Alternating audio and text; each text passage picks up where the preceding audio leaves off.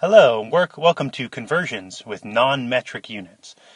These are going to use some familiar things to you. I tried to pick some that you've definitely had some experience with in your everyday life or just walking around town. Answer these questions before proceeding, and let's begin. So first off, we talk about data. You've seen these terms before, qualitative and quantitative. Again, qualitative, adjectives.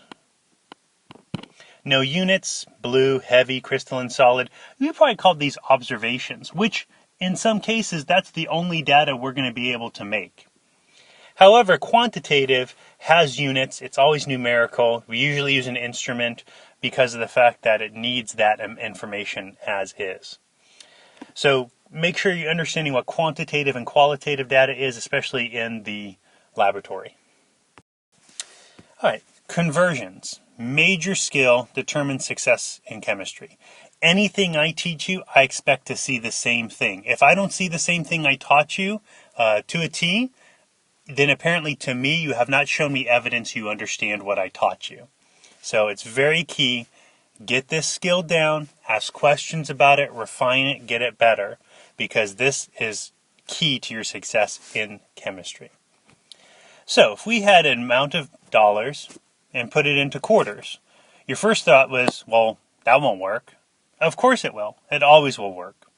I want to show you the setup of how you do these types of problems. It's very repetitive.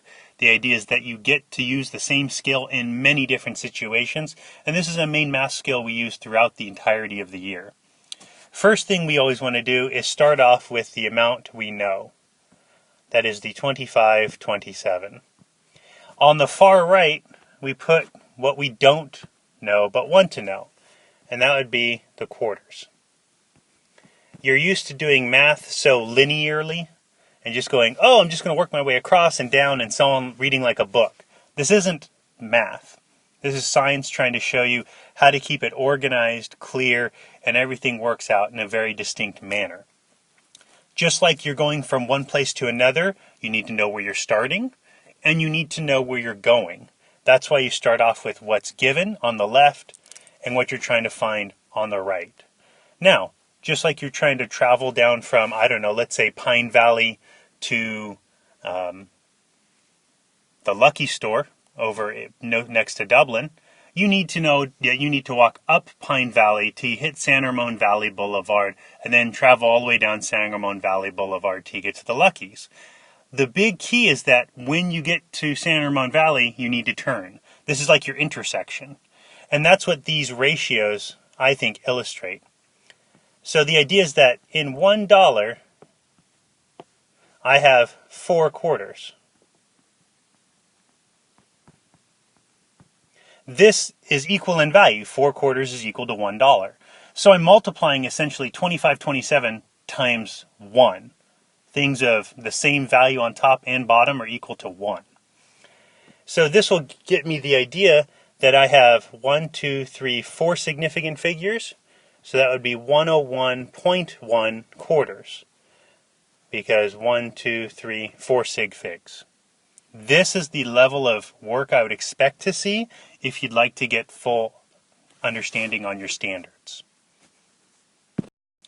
Now, let's take a look at things that require more than one step. How many days would it take to save enough money to buy a new phone if it costs $5.99 and your weekly allowance is $22 a week? So I see I've got a lot of things here. Days is the question. I'm given dollars a week, and $5.99 is the amount. So I don't see anything that's a direct relationship. But I do know that any kind of ratio would not go in the beginning. Those are my intersections. I start off in a place. So that would be my $5.99. That's my total cost. And I'm looking for, all the way over, hopefully I lined it up okay, days. So you can see $5.99, and I want to know how many days. So I start off by looking at, well, what value do I know? I know that $5.99 is the amount I started with. So whatever unit is on top, that needs to go on the bottom. Now, make you think, what did I already relate money to? Money is related to a week. So money is equal to a week. Okay. Now here's the weird thing, right? So if I stopped right here, I could see I've got money, I've got weeks.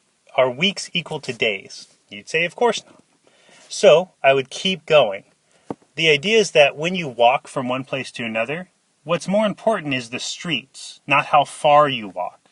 Just like when I said I'm going from Pine Valley to Lucky's, I said walk Pine Valley till you get to San Ramon Valley Boulevard. I didn't say walk 4 blocks, walk half a mile. You don't even really need to know that. What's more important is the streets. In this case, this analogy has the units. So again, I'll write a new conversion factor. Whatever unit is on top needs to go on the bottom. Now, how can I relate weeks to days? Do I know relationship between that? Hopefully by now you should. And so you can see I can set up all of my units to where money cancels, weeks are going to cancel, leaving me only in days, which is what I'm trying to find. Let's go back and fill in our numbers. Usually with these numbers, we read these numbers. So there's no place given here, but you would read in your mind, 7 days is in 1 week. From our question, we have $22 is in 1 week. So you can see where these numbers come from. You read them. Okay? So I do my math. $5.99 times 1 times 7 equals a number. Then I usually just divide it by the 22 that's on the bottom. My calculator will give me an answer of 190.59 days. But again, I need to look at my significant figures. I've got 3. So that's going to give me the idea of 191 days to reach that value to buy that phone.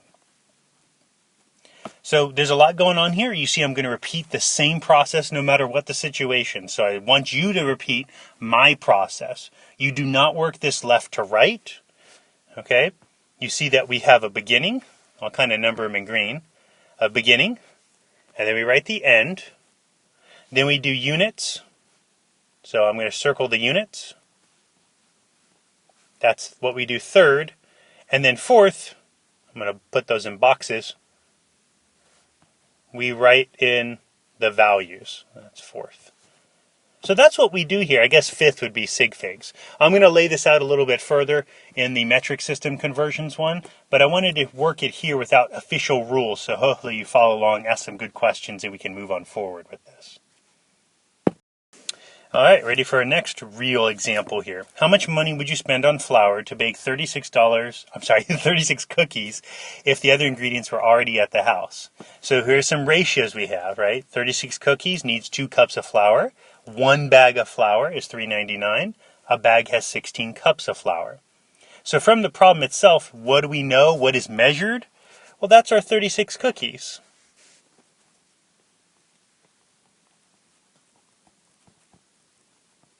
So 36 cookies, and what am I trying to find? How much money would I spend? So, money. So I have a beginning, I have an end. Okay, now let's look at what relationships we can make in order to get there. So I start off with cookies on the top. That means cookies on the bottom. Okay, now do I have any relationship between cookies and money? Always look at what's on the bottom with what you're trying to find. Any relationship between cookies and money here? No. I do see I have cookies related to cups of flour. So, cups of flour. Okay, I'm not going to fill in my numbers yet. I can read my numbers. Now, zooming out here. Are cups of flour what I'm looking for? No, I'm looking for money. So I continue.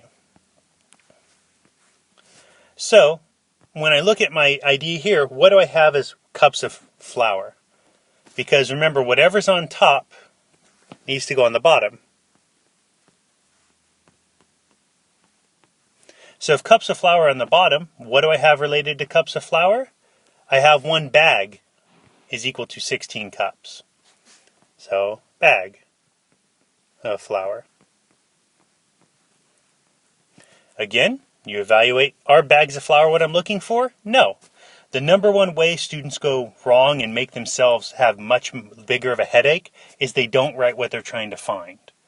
And so they keep trying to read English, math, English, math, English, math, and they get exhausted and confused.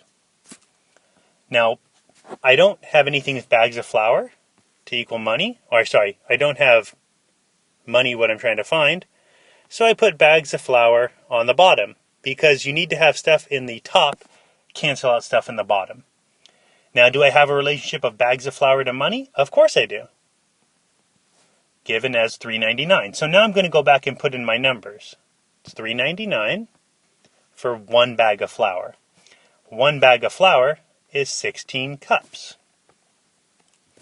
And I need, I think it was 2 cups of flour for every 36 cookies.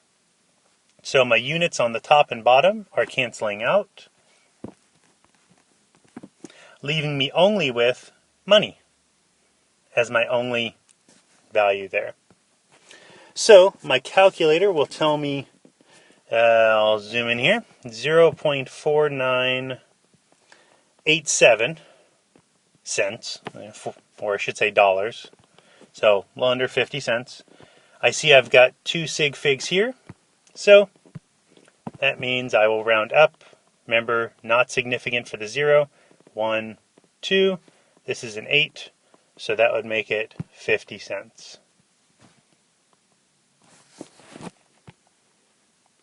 This is the way all of your problems should look.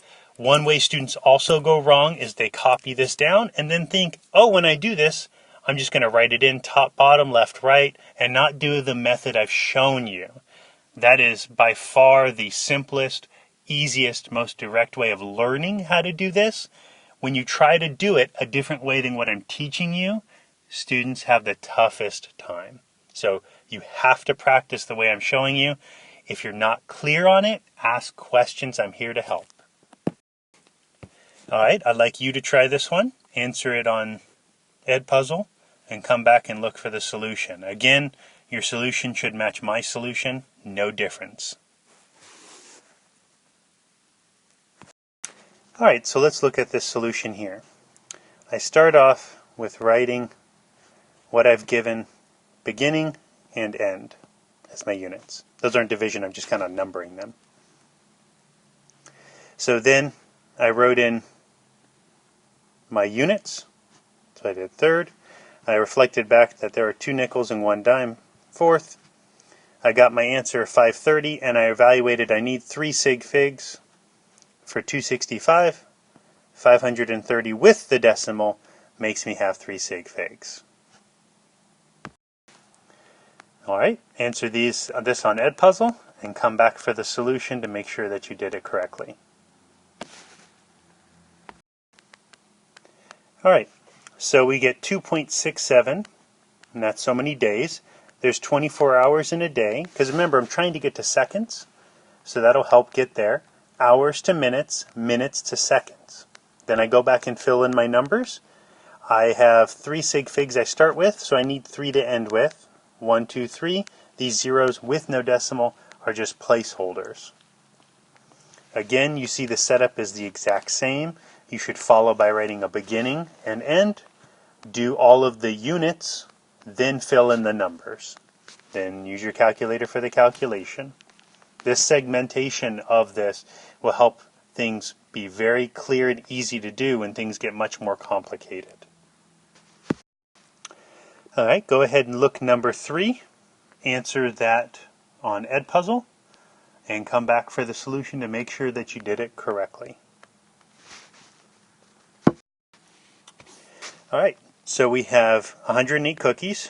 We're trying to find out how much money you would spend on flour. Again, set up all your units, cookies, whatever's on top needs to go on the bottom. So you see top, bottom, cancel out. Cookies are related to cups of flour. Doesn't tell you that they're related to anything else, so that has to be the ratio. If cups of flour are on the top, cups of flour has to be on the bottom. Which one of these talks about cups of flour? Aside from the cookies, that would be bag of flour. Bag of flour is on top, so bag of flour is on the bottom, and bag of flour will get us closer to money, which is what we're trying to find. I started off with 3 sig figs. I need to end with 3 sig figs, hence my $1.50. Please come in with any kind of questions. You'll get lots of practice in class where I can provide any kind of feedback to help you get down this process in familiar circumstances.